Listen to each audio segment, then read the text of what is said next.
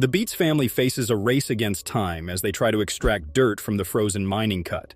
But as the temperature rises, so do their challenges. Would they be able to fix their problems in time for the day's mine, or would they go back home disappointed? Stay tuned to find out. In the heart of the operation, Kevin Beets finds himself battling a mechanical breakdown in one of the trucks. With the fleet frozen, their efficiency takes a hit, and the pressure is on. He complains sadly about the amount of time they have wasted and how important it is for the continuity of their show that the trucks get back on track. He says that if they don't fix the truck as soon as they can, they will be seriously behind their schedule. Meanwhile, the relentless Ruby Mahoney is digging deep, uncovering signs of gold in the soil. The promise of hitting the fabled white channel page keeps the team motivated, but challenges persist. Back at the truck, Kevin faces another breakdown, putting operations on hold. The radio crackles with urgency as the team scrambles to fix the issues and keep the tight schedule intact. Again, Kevin complains about how hard it is coping with the excesses of the rock, breaking down from time to time without any signs. He emphasizes the need for the trucks to be back in action ASAP. The mining team, despite setbacks, presses on with determination. Tony BC takes charge, strategizing to salvage the situation and keep the mining operation on track. Like Kevin, Tony sees how important it is for them to avoid any more setbacks. Time is of the essence if they want to make the quota for the day. He rallied the team, and soon enough, the machines began to work and they began to set the ball rolling. Over at the wash plant, Fred Lewis seeks guidance from Parker. Equipment issues threaten to compromise Fred's gold production target for the season. Fred and Parker talk about the issues they have with their equipment and the urgent need for a solution. Because if they don't find a remedy to this problem, they may not be able to continue with the series. Fred makes the tough call to shut down the wash plant, creating doubt about the viability of reaching the season's gold target. The team, however, remains determined. Just when the morale of the workers seem to have been given a little push, another problem strikes. Dave encounters difficulties with a jammed tail pulley, causing another setback. The team works tirelessly to resolve the issue and resume operations. Amidst the challenges, a potential gold discovery in a broken rock renews hope for Dave's team. Despite setbacks, the miners remain committed to overcoming obstacles for a successful season. Dave's confidence, and that of the other miners, is renewed by the discovery, despite the hiccups they encountered. He is sure that they will strike gold more than they have ever struck before. In a bold move, Fred Lewis decides to tackle the frozen creek obstructing their mining claim. Facing an icy barrier, the team orchestrates a plan involving a massive pump to melt the ice. The risky operation requires careful navigation, and Fred, tethered to a safety rope, takes the plunge into the unknown. The team successfully activates the pump, spraying a powerful stream of water onto the frozen creek. As the water penetrates the ice, Fred cautiously makes his way across, ensuring the safety of the crew. While the ice slowly yields to the relentless force of the water, concerns arise among the crew. The unpredictability of the situation and the potential risks weigh heavily on their minds.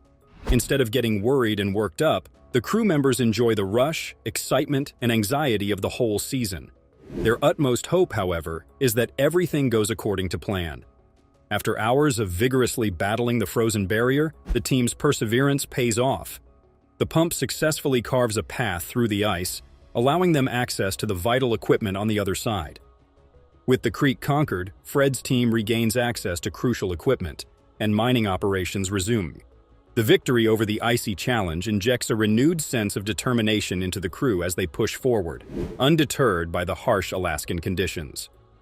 As the crew returns to mining operations, they encounter a series of challenges that put their skills and machinery to the test.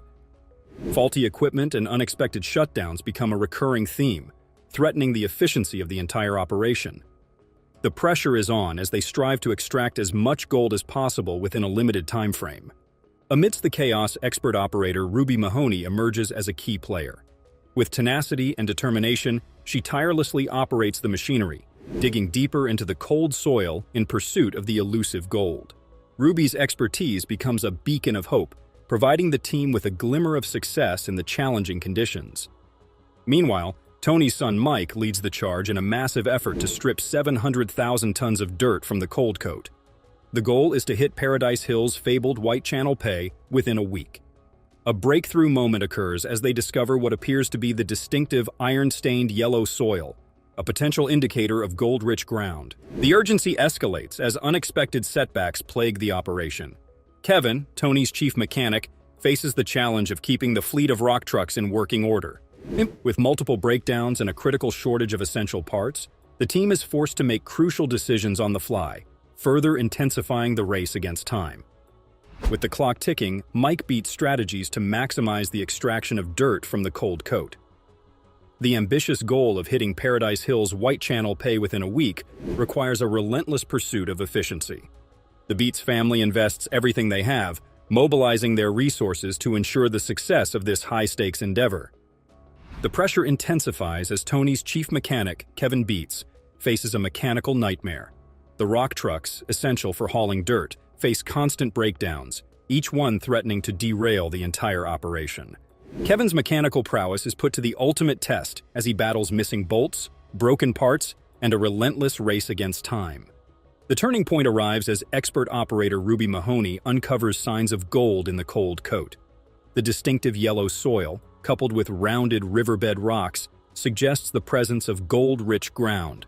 The discovery ignites a spark of hope, fueling the team's determination to persist in their quest for the legendary White Channel pay. Meanwhile, mine boss Fred Lewis faces a critical decision. Despite dealing with faulty equipment, Fred remains committed to mining the challenging terrain. However, the gold yields fall significantly short of the targeted 60 ounces per week. Faced with financial challenges and an uncertain future, Fred contemplates the viability of continuing the operation. In a surprising turn of events, Parker Schnabel, a seasoned gold miner, offers his insights to Fred Lewis. Parker, passing by the Lewis mining site on his way to his Alaskan claims, provides valuable advice on the challenges Fred's operation is facing. The encounter sparks a moment of reflection for Fred as he grapples with the complexities of the Alaskan gold mining season. As Kevin Beats battles the mechanical challenges, the urgency to overhaul the rock trucks intensifies. With several bolts missing and crucial components breaking down, the fleet faces a major setback. Kevin, along with the team, engages in a marathon of repairs, welding, and replacements, determined to bring the trucks back into operational condition. Mike Beats takes a calculated risk by leaving the critical mining site to fetch additional trucks from the Indian. Betting on a swift return, Mike leaves the operation in the hands of the remaining crew members. The decision is a high-stakes gamble, hoping that the gain in truck numbers will outweigh the potential loss in operational momentum during his absence. Tony Beats faces a managerial dilemma as the mining operation grapples with unexpected breakdowns and delays. With a third of the rock trucks out of action due to mechanical issues, Tony contemplates alternative plans. The need to balance immediate solutions with long-term strategies puts Tony in a tight spot, testing his leadership in the face of adversity. Expert operator Ruby Mahoney becomes the unsung hero as she embarks on a relentless digging marathon. Working day and night, Ruby pushes the machinery to its limits, determined to reach the fabled White Channel pay. Her unwavering commitment sets the tone for the entire team, instilling a sense of hope and determination amidst the challenging conditions. Fred Lewis finds himself at a crossroads as the challenges mount. With only 118 ounces of gold, well short of the targeted 500 ounces for the season, Fred contemplates the harsh reality. The race against time becomes more pressing as winter looms, adding a layer of complexity to the already challenging decision-making process. The unforgiving Alaskan wilderness continues to throw curveballs at the miners, from mechanical breakdowns to managerial dilemmas and the relentless pursuit of gold. The unpredictable nature of the terrain tests the resilience, adaptability, and sheer determination of each team member. As they navigate through the twists and turns, the outcome remains uncertain, making every decision a critical turning point in the quest for Alaskan gold. The mining drama continues, with each twist and turn testing the miners' resilience and determination. Will their collective efforts lead them to the golden bounty they seek, or will the challenges prove insurmountable? Stay tuned for the next thrilling chapter of Gold Rush: Trials of the Thaw. Don't forget to subscribe and join us on this roller coaster journey through the Alaskan wilderness. In Haines, Alaska, Parker Schnabel, a young gold miner, was born to his grandfather, John Schnabel. John Schnabel was the miner's grandfather. His experience taught him the importance of putting in a lot of effort and the results of each gold nugget that he extracted from the ground. By the time he was 16 years old, he had taken over the family firm and started making deals with prominent figures in the mining industry, such as Tony Beats. He also had the ability to get land leases and demonstrate his capabilities on national television. He had amassed more than $13 million worth of gold by the time he was 25 years old. On the other hand, the high expense of pursuing gold was accompanied by the costs that were associated with operating a mining operation. The equipment that his team had to transport was so expensive that it might be compared to the price of some people's homes. These machines required continual maintenance, operators with specialized skills, and a substantial amount of gasoline. Another mound of cash was labor of some kind. When he made the decision to invest in Dominion Creek, he put $15 million into that enterprise in the hopes of receiving a return that would propel his career to the next level. The celebrity that comes with being on reality television comes with a number of benefits, including admirers, public recognition, and a consistent revenue stream that is not necessarily dependent on the price of gold. On the other hand, it comes with a spotlight that has the potential to make every failure feel a little bit more painful. As a result of Parker's investigation, he discovered that when the cameras are on, people are waiting for errors, which are what keep reality television going.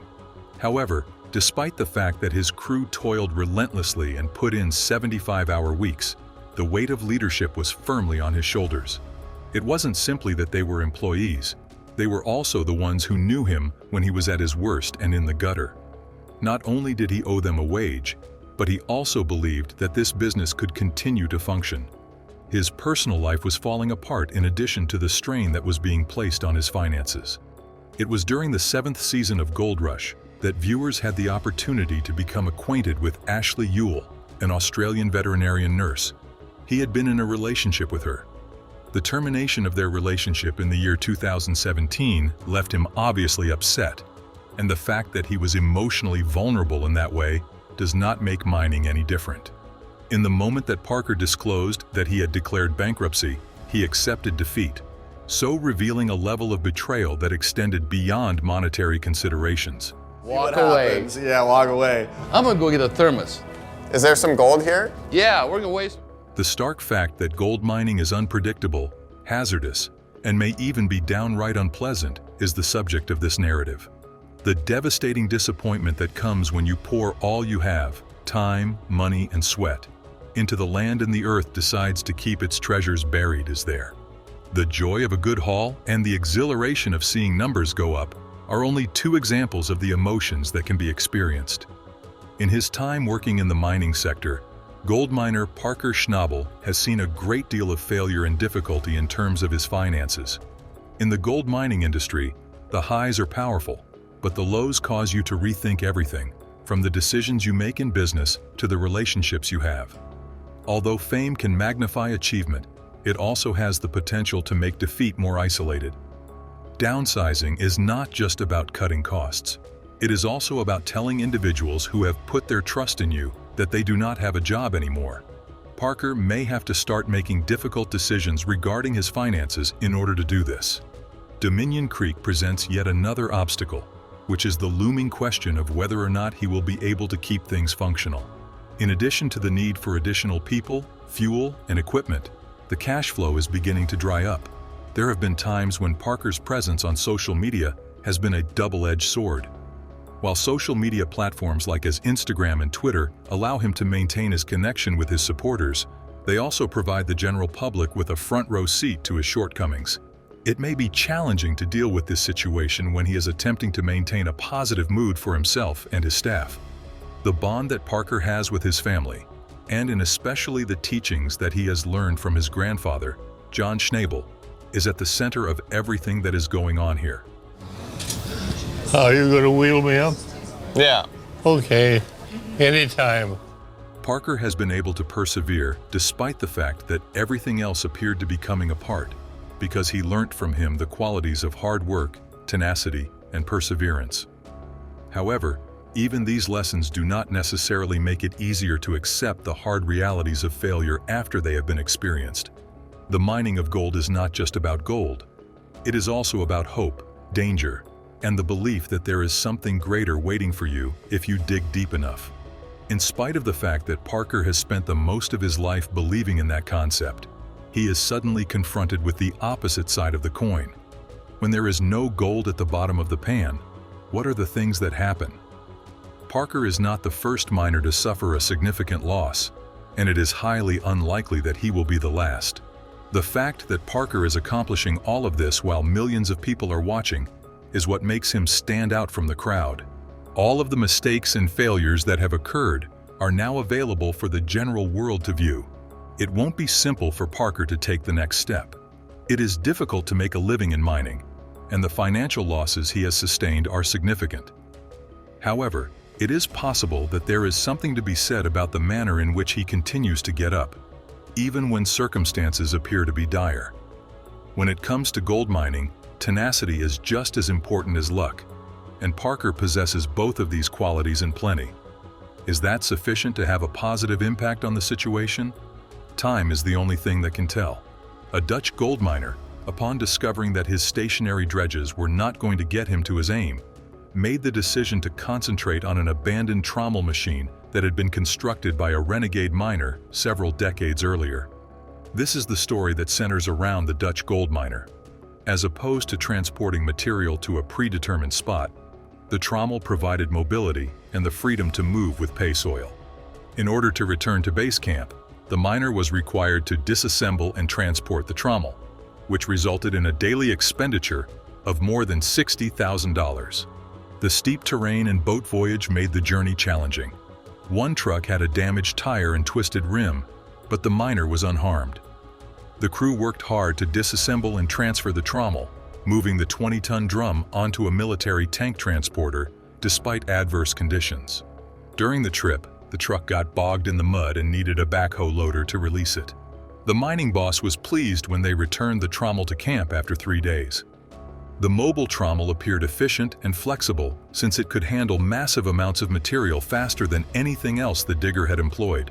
As gold prices were at an all-time high, the miner relied on the trommel.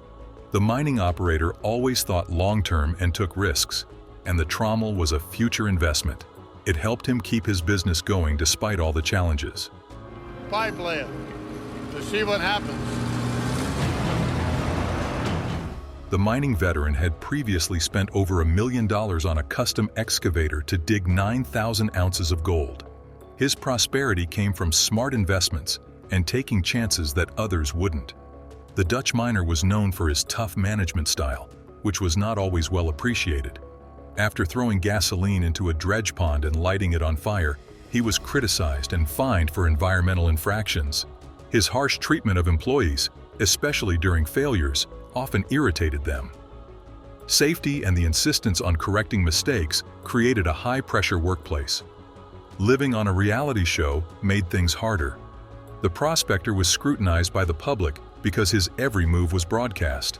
The risk-taker knew his actions would have consequences, whether they violated environmental laws or mistreated his crew.